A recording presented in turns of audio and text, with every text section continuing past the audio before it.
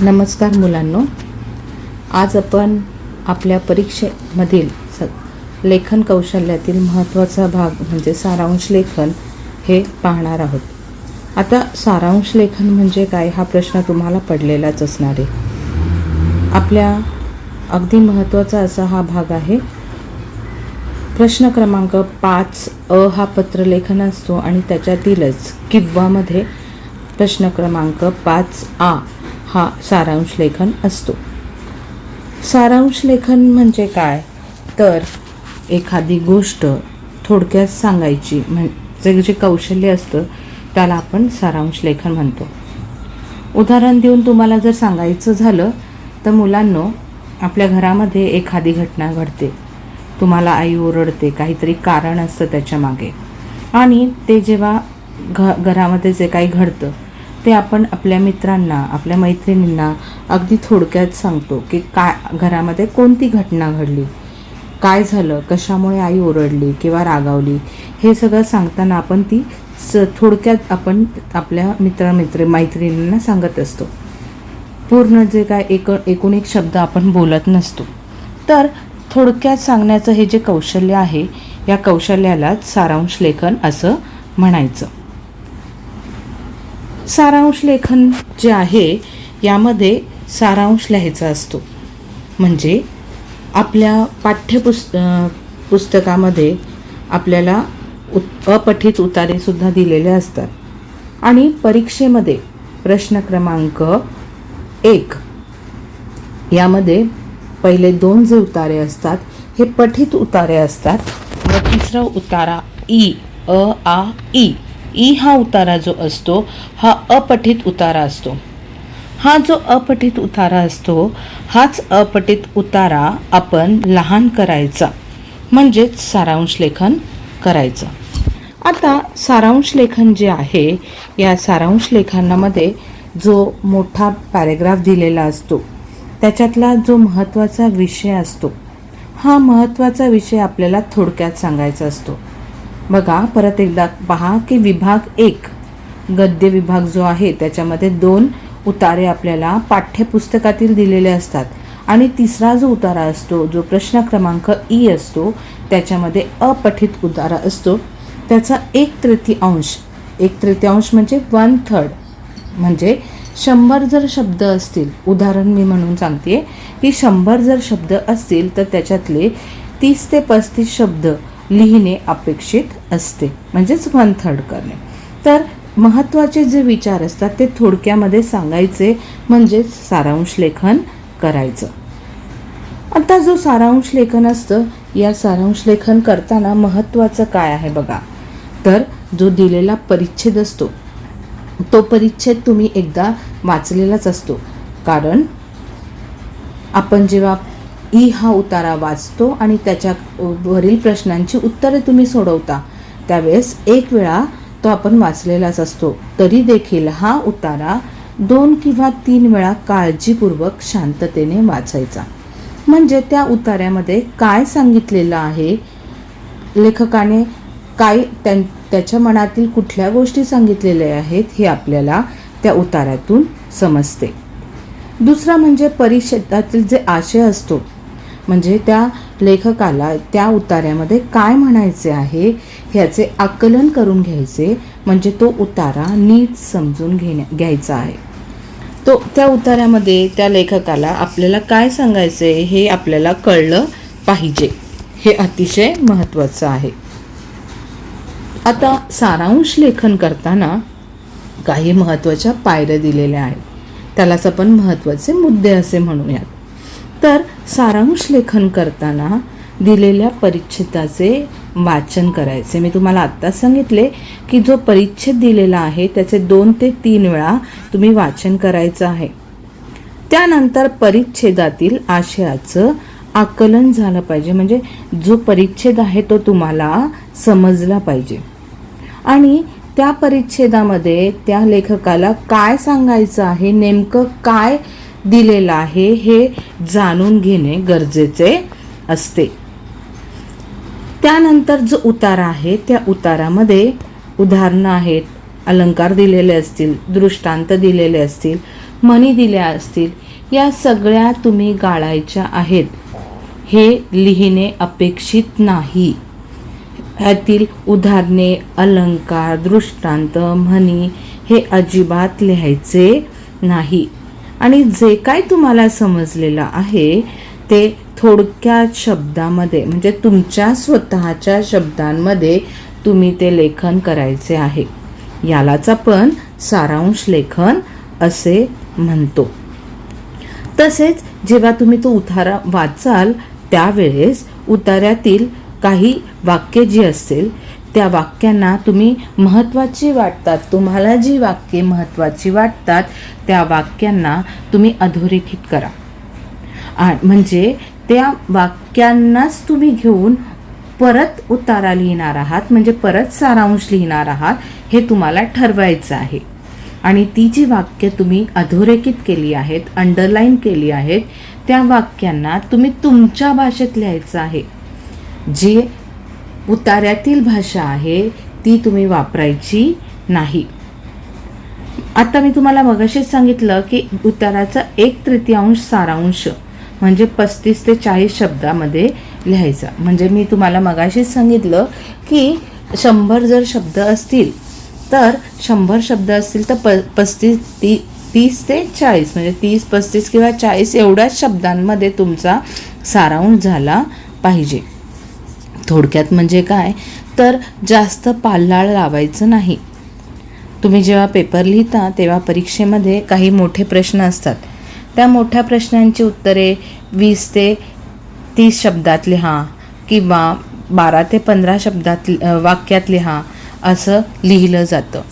म्हणजे जो कोणी तपासणारा असतो, उत्तरपत्रिका तपासणाऱ्या व्यक्तीला जास्त पाल्लाळ नको असते. महत्त्वाचं जे आहे तेवढंच लिहायचं अपेक्षित असतं. आणि म्हणूनच जास्तीत जास्त पाल्लाळ न लावता महत्त्वाचे मुद्दे लिहिणे अपेक्षित आहे. आणि म्हणूनच जो उतारा आहे त्याचा सारांश जो आहे तो सारांश 1/3 म्हणजे 1/3 झाला पाहिजे.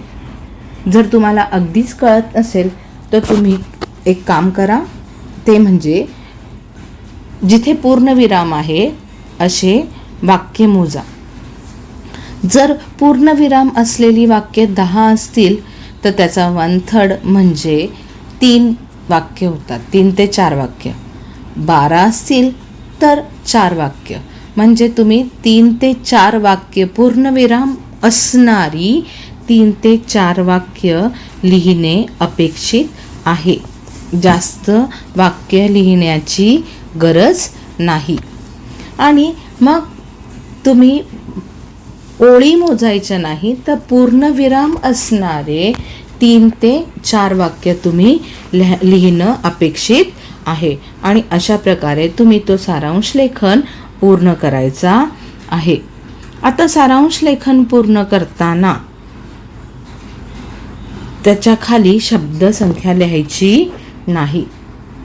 जर तिथे प्रश्नामध्ये लिहिलं असेल की शीर्षक द्या तर शीर्षक देण्याची गरज आहे, अन्यथा सारांश लेखनाला शीर्षक नाही दिलं तरीही चालतं. जर लिहिलं असेल की शीर्षक द्या तरच शीर्षक लिहिणे अपेक्षित आहे, अन्यथा शीर्षक देऊ नये. आणि सारांश लिहिताना त्याच्यामध्ये परिच्छेद म्हणजे पॅराग्राफसुद्धा करायचे नाहीत.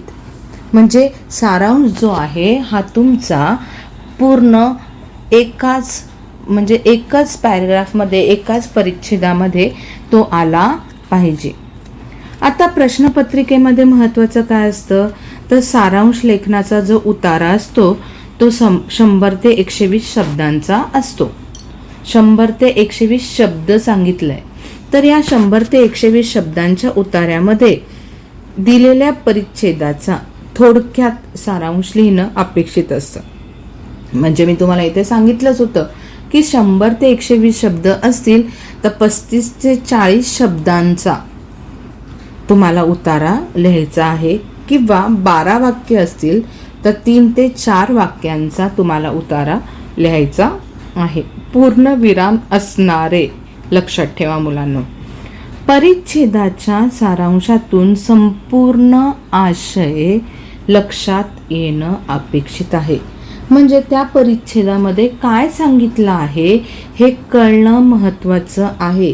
पण लेखकाची भाषा तुम्ही त्याच्यामध्ये वापरायची नाही. तर तुमच्या भाषेमध्ये लेखकाला काय सांगायचं आहे, त्या परिच्छेदामध्ये काय लिहिलेलं आहे हे तुम्हाला समजलं पाहिजे आणि त्या पद्धतीने तुम्ही तो सारांश लिहायचा आहे.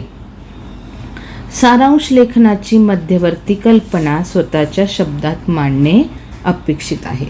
म्हणजे सारांश लेखन करताना तो सारांश कसा लिहित आहोत त्याच्यामध्ये आपल्या स्वतःचे वाक्य आले पाहिजे. पण जेव्हा आपण आपल्या स्वतःची वाक्य टाकतो त्यावेळेस मूळ जो आशय आहे, म्हणजे परिच्छेद, जो मूळ परिच्छेद आहे तो बदलायचा नाही. परिच्छेदाचे व सारांशाचे शब्द मोजून नोंद करणं आवश्यक नाही. म्हणजे तुम्ही जेव्हा पॅरेग्राफ तुमच्या समोर असेल त्यावेळेस तुम्ही शब्द मोजत बसू नका किंवा वाक्य जास्त वेळ मोजत बसण्यात वेळ घालवू नका.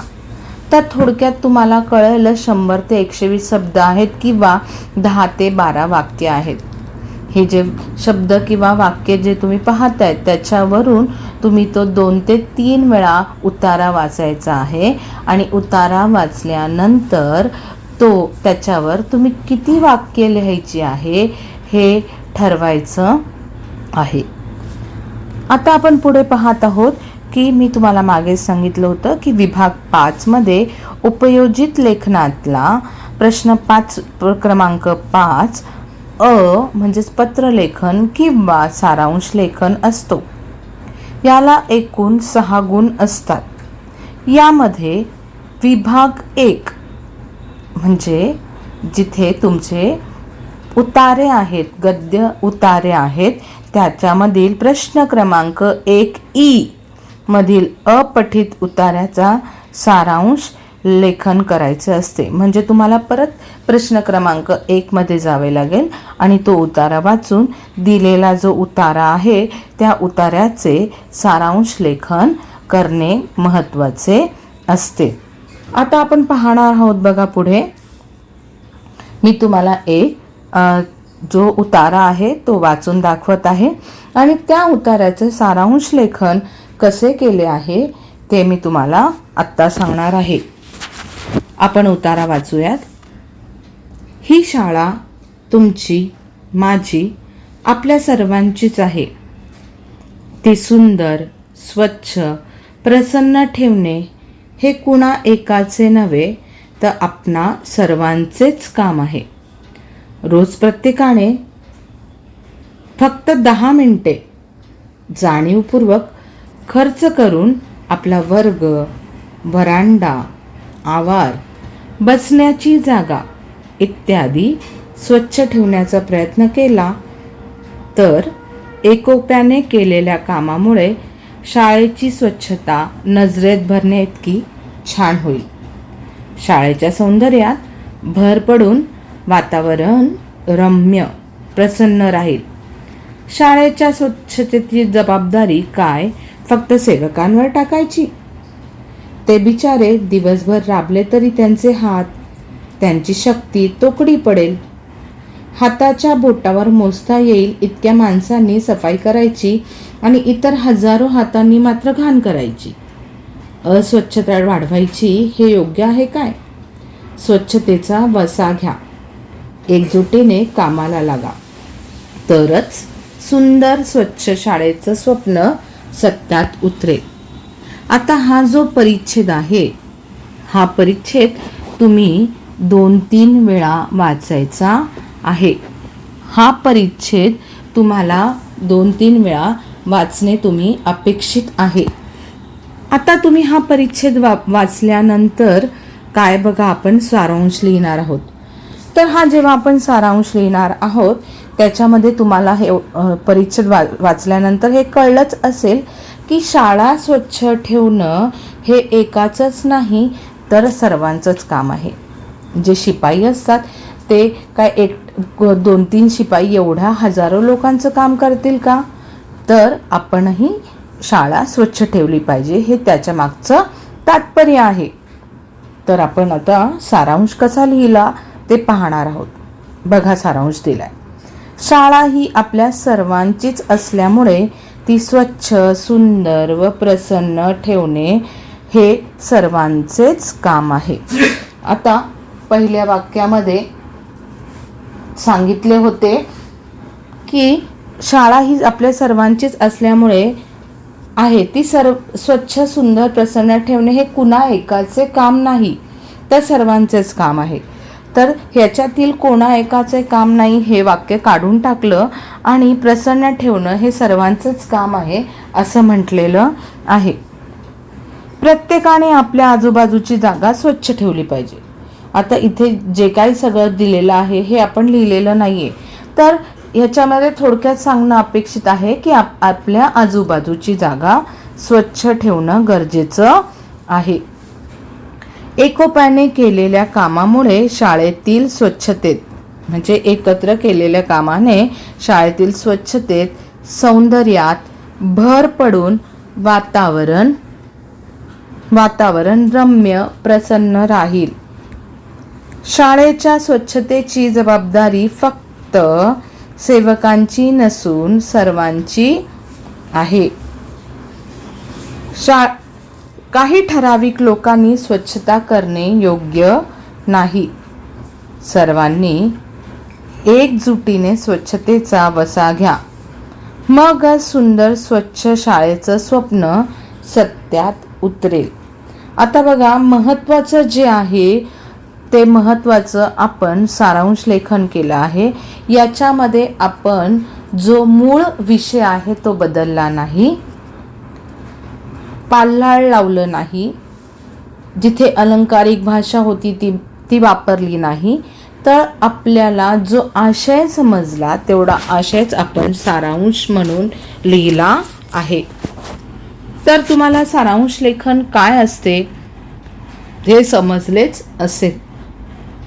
सारांश 1/3 लिहायचा असतो आणि म्हणूनच कमीत कमी शब्दात जास्तीत जास्त आशय आपल्याला सारांश लेखनात पूर्ण करायचा असतो. आता मी तुम्हाला एक दुसरा उतारा देणार आहे. हा उतारा तुम्ही तुमच्या लेखन कौशल्याच्या वहीमध्ये लिहायचा आहे. जो मी तुम्हाला सारांश लेखन शिकवला तो सुद्धा तुम्ही लेखन कौशल्याच्या वहीत लिहायचा आहे. तो पूर्ण झाल्यानंतर हा उतारा तुम्ही तुमच्या लेखन कौशल्याच्या वहीत लिहून या उतार्याचे सारांश लेखन करायचे आहे. परत एकदा मी तुम्हाला हा उतारा वाचून दाखवते आहे. प्रत्येक मानव महत्त्वाकांक्षी असतो. आपल्या मनात स्वप्न रंगवतो. स्वप्नसृष्टीत रममान होऊन जातो. पण ही स्वप्न केवळ सुंदर शब्दांनीच रंगवून त्यात दंग होऊन चालणार नाही. ती सत्यसृष्टीत आणण्यासाठी सतत प्रयत्न करावयास हवेत. श्रम करण्याची तयारी हवी. श्रम करणाऱ्याला लक्ष्मी हसतमुखाने माळ घालते. श्रम करणाऱ्याला यशाच्या रूपाने परमेश्वर दर्शन देतो. नियमित अभ्यास करणारा विद्यार्थी परीक्षेत यश मिळवतो. सतत श्रम करून प्रचंड कारखान्यांची निर्मिती होते. भव्य मंदिरे, इमारतींची उभारणी होते. डोळ्यांना दिपवून टाकणारी धरणे बांधली जातात. शेतकरी कामगाराच्या कष्टातून जीवनाला आकार प्राप्त होतो. अन्न, वस्त्र, निवारा या मूलभूत गरजांची पूर्ती होते. यशस्वी जीवन जगण्याचा हाच एक मंत्र आहे.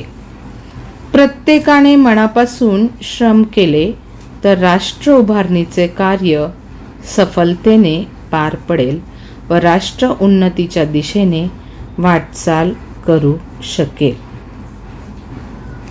तर तुम्ही हा जो उतारा आहे हा 2 ते 3 वेळा वाचायचा आहे आणि तो वाचून झाल्यावर याचा सारांश जो आहे तो तुम्ही तुमच्या वहीमध्ये लिहायचा आहे आणि तो मला पाठवायचा आहे.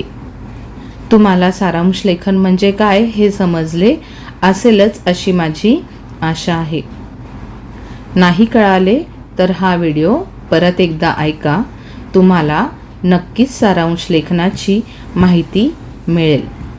आणि जो उतारा मी आत्ता दिलेला आहे तो उतारा वाचून त्याचे सारांश लेखन तुम्ही करणे अपेक्षित आहे. धन्यवाद.